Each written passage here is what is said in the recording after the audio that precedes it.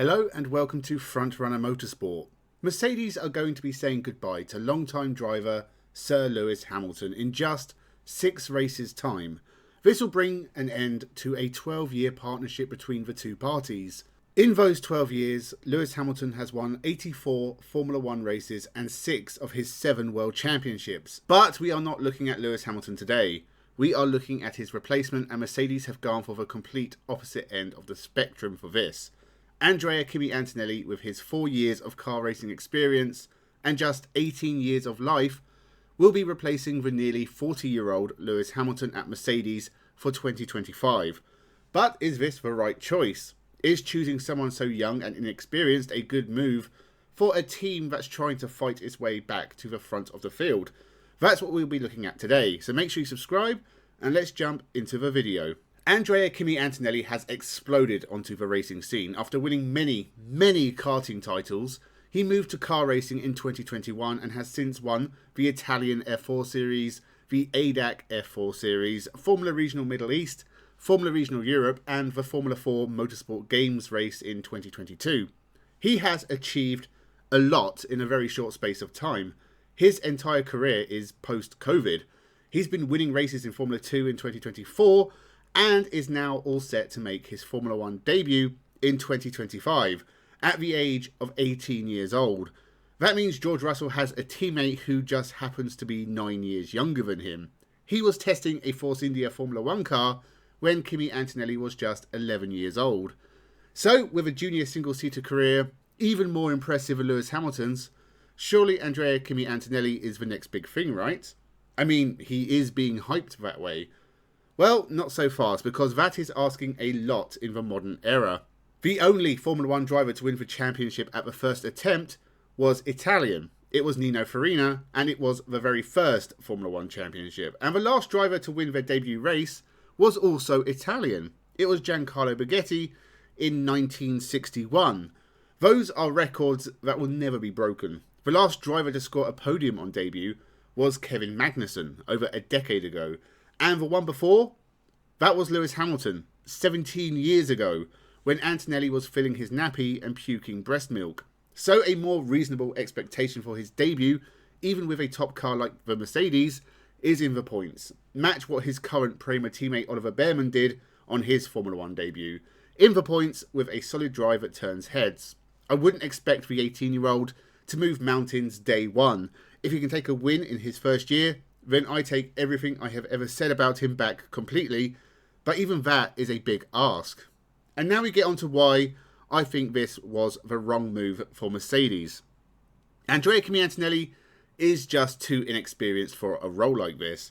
Again, looking at Lewis Hamilton's junior career, he had 6 years of racing before he made it into Formula 1 at the age of 22. Whilst Kimi Antonelli has won championships on his way up to Formula 1, he hasn't had it quite so easy in Formula 2. This is after skipping Formula 3 entirely. He is currently 6th in the Formula 2 championship. He is ahead of Oliver Bearman and Franco Colapinto in the championship, and they have already made their debuts in Formula 1 and impressed. He is still in with a slim chance of winning the Formula 2 championship in 2024. He's only 56.5 points behind leader Gabriele Bortoleto, and this has been a very topsy-turvy Formula 2 season. But Andrea Kimi Antonelli has made mistakes at times. Whilst he is doing very well, he has shown moments of inexperience that have cost him. And that's not to mention his first test appearance for Mercedes at his home Grand Prix that ended very quickly in the barrier. To me, all that adds up to not yet ready for Formula 1. I thought the whole point of the super license was to stop inexperienced drivers getting into Formula 1. Clearly, it doesn't work if the Formula 1 team in question wants it enough.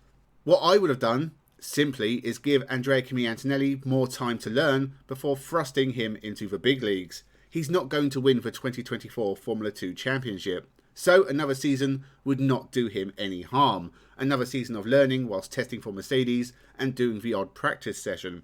Then, after he won the 2025 Formula 2 Championship, which he is definitely capable of doing, I would put him as a reserve driver for 2026, then put him in the seat for 2027, a year after the new regulations have a chance to work themselves out, and Antonelli has a couple of years to get used to them without the pressure of an actual Formula 1 race.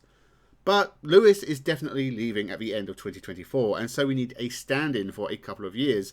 And as I suggested in a previous video, Nico Hülkenberg would have been the perfect stand-in. Firstly, he's German, like Mercedes. Secondly, he's very experienced and would be a great mentor for Andrea Kimi Antonelli as he begins his Formula 1 journey. And thirdly, it'd be nice if someone would give Nico Hülkenberg the opportunity to take that first Formula 1 podium. I even think he'd be a good teammate for Russell.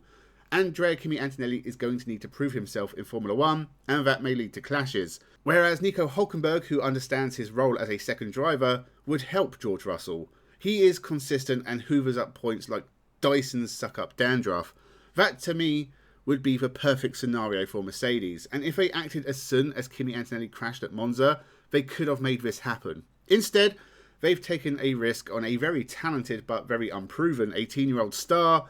Seems like a desperate attempt to make the Lewis Hamilton lightning strike twice. Obviously, I could be completely wrong. Andrea Kimi Antonelli could come in and win his debut race, his debut championship, break records, and become a motor racing god from year one. It's also just as likely he'll crash in practice for the 2025 Australian Grand Prix, never get his confidence back, Mercedes slip further away from the front of the field, and eventually leave Formula 1 to instead enter the paradise that is the current hypercar regulations in the World Endurance Championship.